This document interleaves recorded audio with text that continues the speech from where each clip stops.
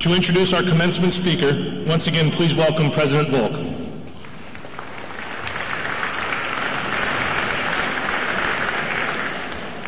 It is my honor today to introduce to you our commencement speaker. At a young age, Dr. Nathaniel J. Williams lost his mother due to a cranial aneurysm, leaving him and his 11 siblings in the care of the New York City foster care system. His life experiences have inspired him to pursue initiatives to benefit diverse communities and help others realize their potential. Among his many accomplishments, he's authored 9 books, including his most recent, The 10 Keys to Attaining Your Personal Best. He's a graduate of Lincoln University of Pennsylvania, Cheyney University of Pennsylvania, Strayer University, and Fielding Graduate University. He holds 4 graduate degrees, including a Master of Business Administration, a Master of Public Administration, a Master of Human Services, and a Doctorate in Education. It is an honor for him to have him address our graduates as they move forward in their careers or continue to pursue their education. And we are proud to bestow upon him an honorary doctoral degree.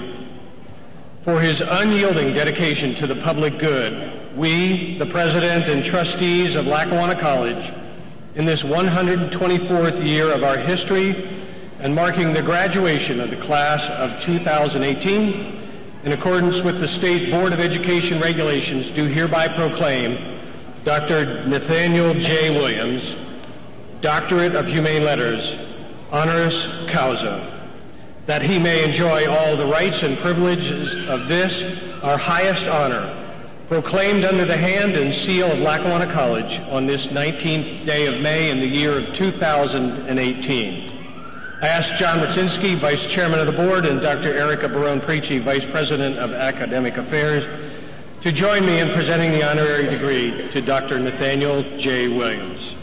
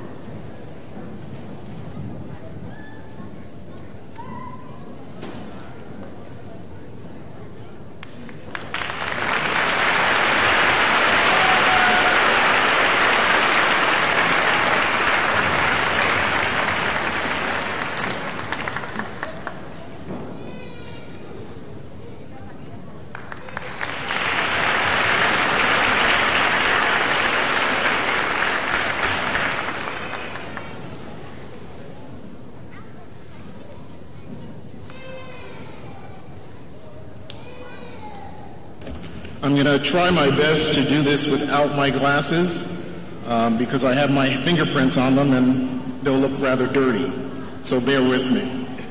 So thank you so much for the honor to speak with you all today and for receiving the honorary doctorate. I didn't know about it until Thursday when I spoke to Ms. Oliveri to say, can I have a copy of the program so just I know how the pace of the day goes? And so she sent it to me, and then when I opened it up, there was what you have in your hand, the program that said I was getting an honorary doctorate. But I catch on pretty fast. So on Friday, I called the university that I got my doctorate from to say I don't need that doctorate anymore, and can I have my money back? They hung up. So I will be called Dr. Nat Williams going forth. But again, I am heartened by the privilege and the recognition. Trustees, administration, faculty, staff, alumni, current students, friends and family, and most importantly, the 400 people sitting in these seats, the class of 2018 graduates, congratulations.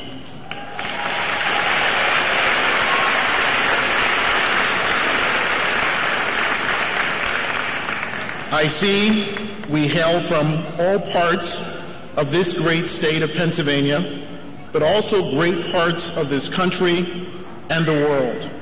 Some of you hail from Delaware, Vermont, Maryland, New York, New Jersey, Connecticut, Washington, D.C., Arizona, South Carolina, North Carolina, Florida, Ohio, Massachusetts, Georgia, Virginia, and as the President said, as well as the Virgin Islands, Canada, and Switzerland. It is truly an honor to be here among you. I need to also thank Ms. Oliveri and Mr. Berg. When you get to do this, you feel like you're important because you have an entourage that follows you and makes sure you go to the right place. So for the couple of hours that I'm here, I'm feeling rather important. So thank you, Ms. Oliveri and Mr. Berg, for that opportunity. I'm not an employee stealer, but I told the President he better watch out with Ms. Oliveri because she's pretty good, and I may try to steal her, as well as Mr. Berg, but he seems like he's having too much fun, so I don't know if I'll be able to grab him. But Mr. President, these are fine examples of the caliber of the team you have here at Lackawanna College. I'd also like to thank some of my colleagues from work, my friends and family who have joined me here today. Because of the late notice about the degree, I was able to get word out, and a fair amount of people are watching us on the internet as well. But I especially want to thank my wife, Tade. But I have a confession to make, and I need your help, especially the graduating class of 2018, to help me clear this mess up. Tuesday, as you all know, was the 15th, because when you're graduating, you count every single day until graduation, right? Trying not to get killed between now and graduation. You need to give yourself a round of applause because you succeeded to sitting in these chairs.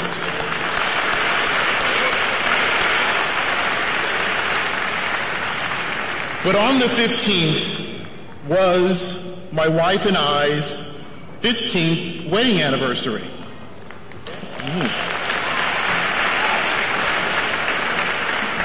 Now here's the problem. About 10 o'clock in the morning, I get a call from my wife saying, guess what? Today is our anniversary. And I'm like, how do you know that? She said, because one of my friends called me to congratulate us on our 15th anniversary. So, we agreed to do something on Saturday. Guess what today is? Saturday. And she thinks that she's here with about 1,500 of my closest friends from Northeast PA to celebrate our 15th anniversary. All right? So she's sitting over there somewhere. Raise your hand, honey. All right? So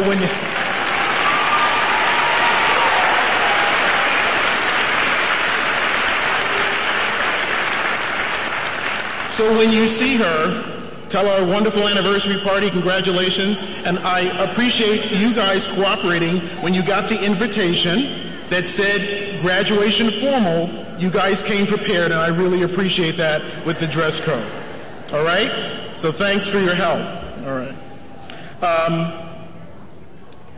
I'm also supported today by two of my children. My wife and I have 8. My second oldest son and my second oldest daughter are here today, Devon and Kenya as well, and I'm so glad that they could be here as well.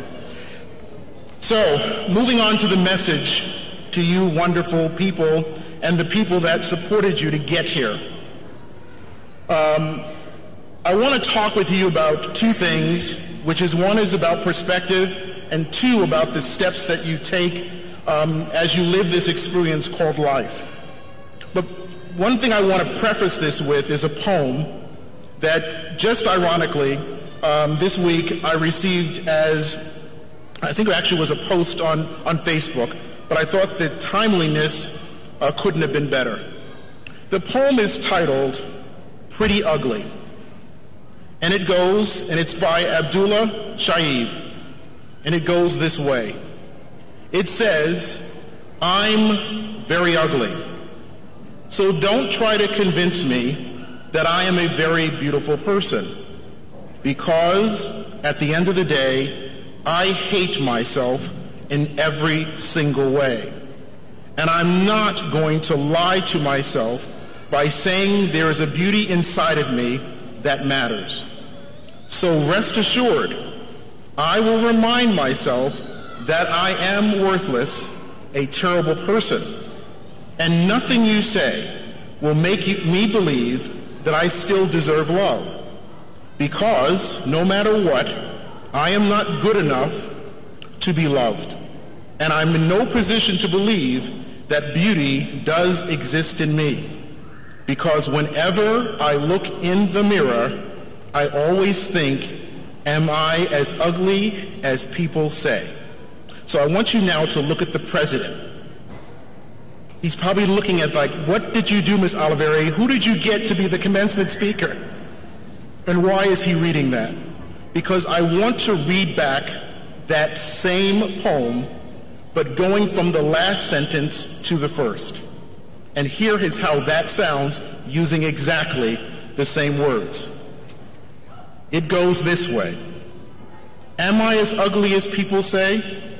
Because whenever I look in the mirror, I always think beauty does exist in me. And I am in no position to believe that I'm not good enough to be loved. Because no matter what, I still deserve love. And nothing you say will make me believe that I am worthless or a terrible person. So rest assured, I will remind myself there is a beauty inside of me that matters. And I'm not going to lie to myself by saying I hate myself in every single way. Because at the end of the day, I'm a very beautiful person, so don't try to convince me that I am very ugly. Exactly the same words read in a different way. And what we must do with our lives is take our circumstances, whatever they may be, and turn them around. And often you'll hear people say, do a 360. You don't want to do a 360 because you'll be back in the same spot you started from. You want to do a 180. So as the president noted, I lost my mother, became an orphan at age 5. Again, I had to take that circumstance and turn it around. And you now, as you've completed this chapter in your life, have to still turn around, and you'll achieve some other stuff, and turn around again and keep morphing. I wish the circumstances that all of us have to deal with were different, but sometimes they're not, and we still are required to make the best of it. So it's not what you make of the circumstance, it's the circumstance will often not change. You have to change the order in which you handle the circumstance. There are two other things that I want to cover before my time with you is up. And I'm a big person for acronyms. And every year, for the last 7 or 8 years, I do a workshop for farmers. I don't know why they keep asking me to do it, because farming ain't nothing I've ever done. But they keep asking each year. And at the end of one of the sessions, one of the gentlemen said, I really like this session, but I hate acronyms. So any of you people here that don't like acronyms, this part is going to be a little painful for you, but hang in there. I think it'll be okay. So there are two things that I want to share with you. And one I'm going to title the S3, and then the next one we're going to talk about is the M3. And these are things that I believe are so very important for you as a person that no matter where you go, you keep in mind. And the first S is about speaking. That your voice needs to be heard. Silence is to everyone's detriment. Silence is what allows for domestic violence to continue. Silence is what allows for bullying to continue. We need to speak. Your voices are very important to fix any and all of the problems that we have as a society. Next, we need to be concerned with safety. Our safety and the safety of others. And where I work, we have an acronym called SAFE. What those 4 letters stand for, the Sacred Arrangement of Feelings and Expectations. Our job is to make sure we honor that sacred arrangement of feelings and expectations that others have of us and we have of them. And the last S is about service. There is no person that is self-made. There is no person that is not accountable to somebody else. We're all in service to one another, and we should be proud to be in service to another person. I remember when I was in placement as an orphan, I was in an agency called St. Dominic's Home in Rockland County, which is right outside of New York City. And my brothers and sisters were supposed to come to visit me on the campus. They were coming up from Staten Island and Queens and other places in the city. And their van broke down, so they never made the visit.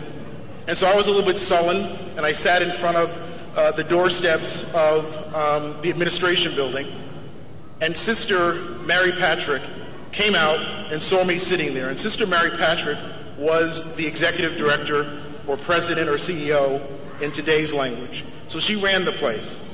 And she saw me sitting there, and she put her hand on my head and said, "Nat, what's wrong?" And I explained to her the visit wasn't going to happen. And she was probably in her early 60s at that point, but she went downstairs to the storeroom, which is probably about 25 or 30 steps, and she came up with a bicycle. And she gave me that bicycle. And I was really very happy, and I thanked her, and I went back to my cottage, and I was in a cottage with about 20 children. And so when I came back with the bicycle, everybody was excited about that bicycle. And one of my cottage mates asked me to ride the bicycle. And I said, "Sure, go ahead and ride it." But as I was looking at him, and I was all of 11 years old, as I was looking at that young boy borrowing my bicycle, something came upon me that changed my life forever. What came upon me was, if I was not careful, that was going to be the story of my life. It's telling a sad story and waiting for a handout. I realized I wanted to be Sister Mary Patrick. Now, sometimes when I tell that story, people think I wanted to be a Catholic nun. No, just understand, I have 8 kids. I don't want to be a Catholic nun. I have to behave myself because Monsignor is sitting here. I don't want to get in trouble with him. But I didn't want to be a Catholic nun. But I wanted to be a leader who could hear about problems and do something about it. So I started signing my name, Nathaniel J. Williams, Executive Director. It took me another 12 years, but that was my title. So I encourage you to understand that what you put out in the universe, when you see something that's wrong, you can change it. And often life is going to speak to you by showing you contrast. And we need to be mindful and aware of that. The second set of things I want to highlight for you is what we, as I said, we'll call the M3.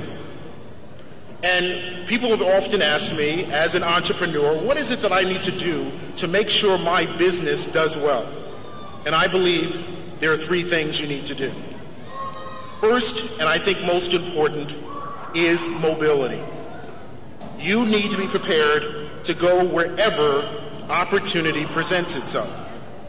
And again, looking at the geography of where a lot of you have come from, you're already onto that, because you came to this school from a place that was distant, and some of you that have been here are getting ready to leave. Mobility is so very important, that you're able to move, and that whatever you develop should have a thought about a larger footprint than where you are. Secondly, your model makes the world of difference. Take time to study other people's success and failures as you develop your model, but what you're trying to put forth is so very important. And last but not least, is be true to your mission. There is a reason why you're here.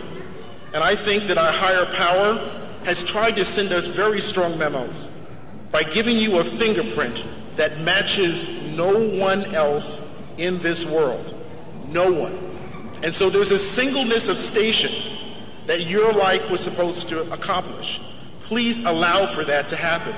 Because as you work on your mission, followed by your model and your ability to mobilize and go where where opportunity is going to present itself, you're going to be successful.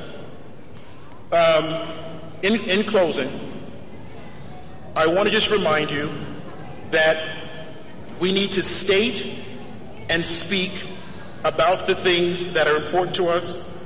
We need to concentrate on being safe and the safety of ourselves and others, and we need to be proud to be in service of other people. Understanding that our model of business is going to have a strong model that is based on nobility and mission. One of the things, two last things before I get out of your way. Those of you that have something in your hand, I need you to just put it to the side for a second or put it underneath your seat. I need your two hands just for a quick moment. I want you to take this hand and raise it up here, all of you, and this hand and raise it there. And then I want you to take this hand and crisscross it and do the same with the other. And I want you to embrace yourself and give yourself a hug of congratulations for what you've accomplished so far.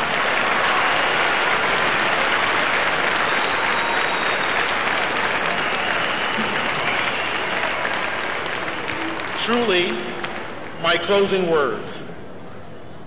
We begin life with the smallest of footprints. And some of those footprints that are so small we've heard today. But that is a beautiful sound, especially for the president of the university, because when he hears those babies, he hears future students sitting in these seats. So he's happy to hear the sounds of those young ones coming here and spending time with us today. But again, we begin with the smallest of footprints.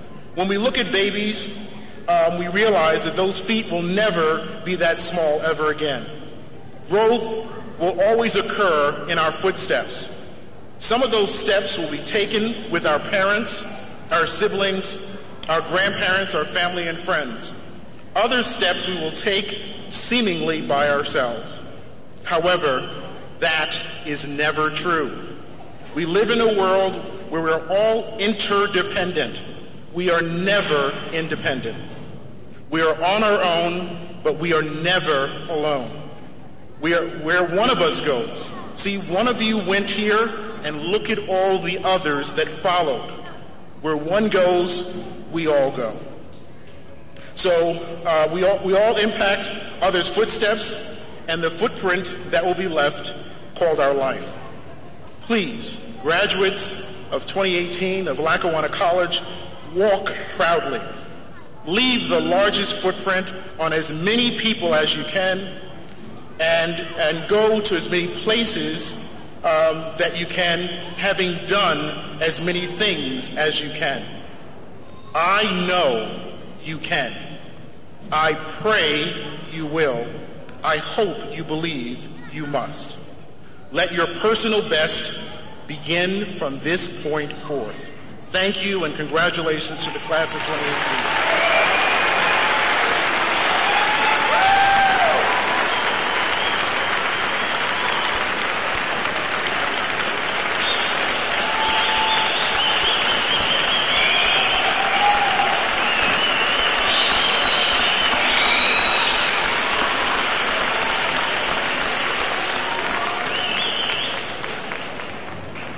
Please welcome the Vice Chair of our Board of Trustees, Mr. John Warsinski. Thank you. Thanks, Brian. I'm very well aware of the fact that I am